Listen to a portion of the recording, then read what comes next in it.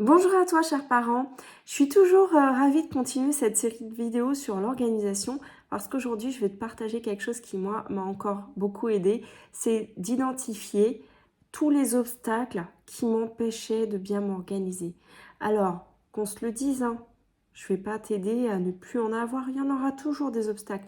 Maintenant, il y a un truc que j'aime bien, c'est de se dire, ok, je sais contre quoi je me bats. C'est-à-dire, quand tu connais ton ennemi, c'est plus facile de le combattre.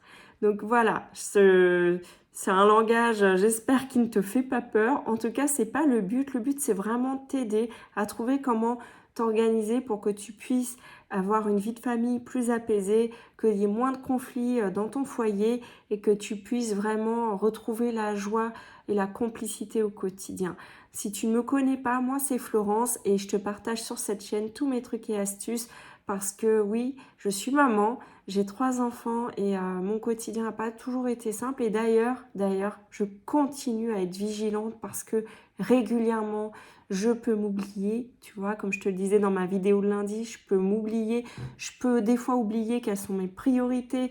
Et j'ai régulièrement besoin moi-même de ces rappels. C'est d'ailleurs quelque chose qui m'aide de te préparer ces vidéos parce que je suis obligée de me replonger dans des choses qui sont importantes aussi pour moi de me rappeler.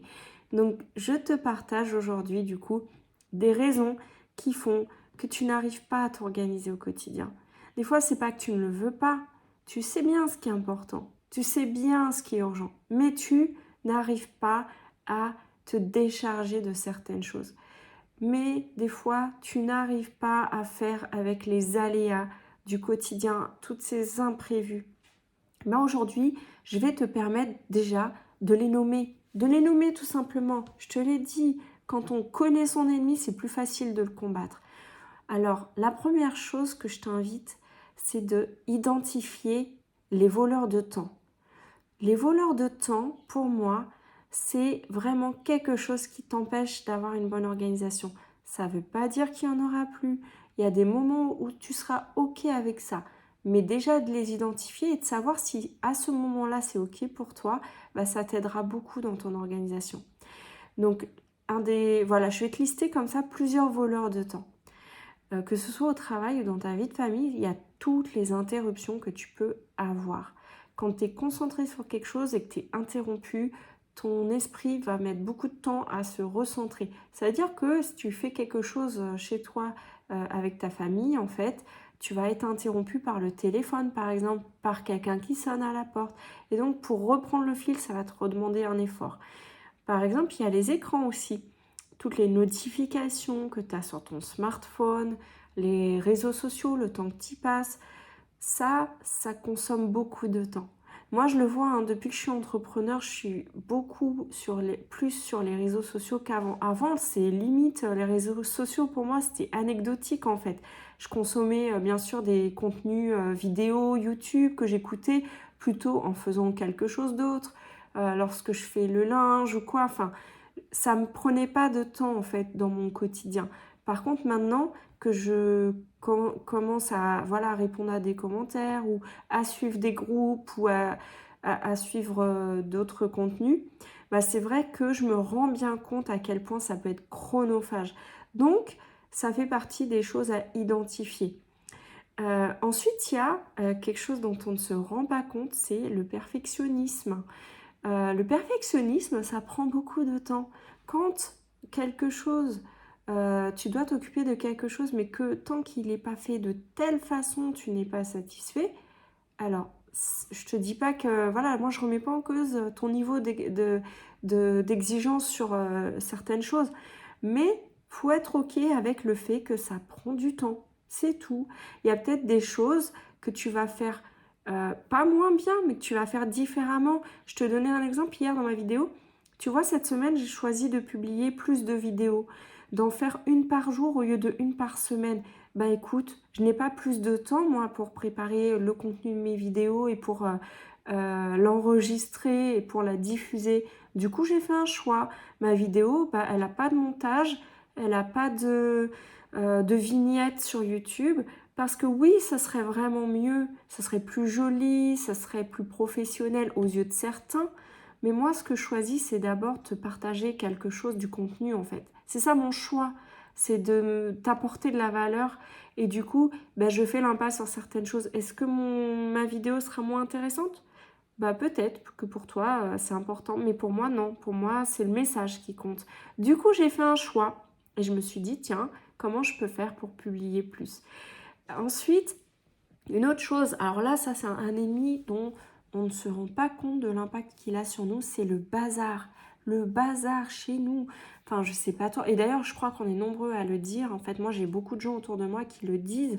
Quand ils rentrent chez eux et que c'est le bazar, ils sont tout de suite pris d'une émotion désagréable. En fait, ça, voilà, ça fait un trop plein. Eh bien, au quotidien, des fois, on s'en rend pas compte. C'est beaucoup plus flagrant quand on rentre chez nous parce que là, ça nous saute aux yeux. Mais quand on est dans notre quotidien, des fois, on ne se rend pas compte du bazar qui s'installe. Trop d'objets, trop de choses. Du coup, quand tu veux faire le ménage, ça te prend 2 fois plus de temps en fait parce que tu vas passer d'abord beaucoup de temps à ranger. Ça t'épuise visuellement en fait. Donc, il y a ça aussi comme voleur de temps. Ensuite, il y a les sollicitations extérieures. Je te le disais, quelqu'un qui passe, qui n'était pas prévu, qui t'appelle. Moi, je te dis pas, n'aie plus de contact avec des personnes à l'extérieur. Non, pas du tout. Simplement, peut-être que il y a des moments où ça te prend plus de temps que prévu et que du coup, ça impacte le reste. Donc, à toi de voir qu'est-ce qui est ok ou pas ok, combien de temps tu peux y consacrer ou pas et à quel moment. Il y a des moments où tu veux pas être dérangé et tu as le droit. Donc tu vas mettre ton téléphone sur silencieux par exemple, c'est une idée, hein. Ou alors tu vas le mettre loin de toi. En fait, tu vas mettre en place des solutions qui vont faire que ça va pas te prendre du temps à ce moment-là. Ensuite, il y a le manque d'organisation. C'est vrai que il y a des personnes qui font un rejet sur l'organisation. Je l'ai moi-même fait à un moment donné et je me suis rappelé que c'était très utile. Et par exemple, je te donne un exemple. Moi, j'aimais pas planifier les menus. J'étais quelqu'un, non, moi j'ai besoin d'être inspirée, etc. Sauf que au final, je planifiais pas mes courses en fonction. Du coup, je perdais du temps. Fallait que je retourne des fois au magasin. Et du coup, le fait de planifier maintenant, ça me fait gagner énormément de temps sur planifier les courses. Du coup, ça devient automatique. Sur le fait de savoir ce que je vais faire. Donc, je réfléchis plus. Donc, je gagne du temps. Voilà. Ensuite, deuxième point que je voulais aborder dans cette vidéo, ce sont les voleurs d'énergie. Les voleurs d'énergie, c'est des choses qui, au final, vont impacter ton organisation.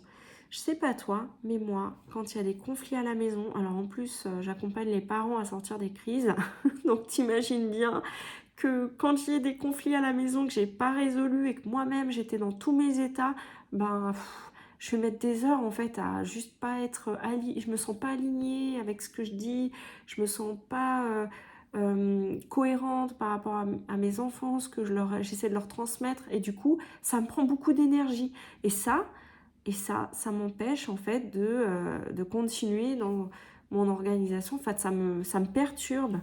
Donc voilà, quelque chose que je t'invite à faire à ce moment-là, c'est de peut-être régler les choses plus rapidement, de pardonner aussi. Quand tu as un conflit avec quelqu'un, ça va te prendre beaucoup d'énergie. Donc je t'invite à vraiment aller régler ça. Ensuite, il y a le manque de sommeil, ça te prend beaucoup d'énergie. Il y a l'alimentation. Moi, quand j'ai mangé trop riche, trop gras, ou voilà, je vais clairement manquer d'énergie. Et donc après, derrière, c'est normal que ce que j'ai prévu dans ma journée, je le fasse pas. Il y a des fois, je me suis listé des tâches pour mon travail. Clairement, je les fais pas toutes. Je suis dispersée, j'arrive pas à me concentrer. Ça joue beaucoup. La qualité de ce que tu manges va beaucoup influencer ton niveau de concentration, etc. en fait.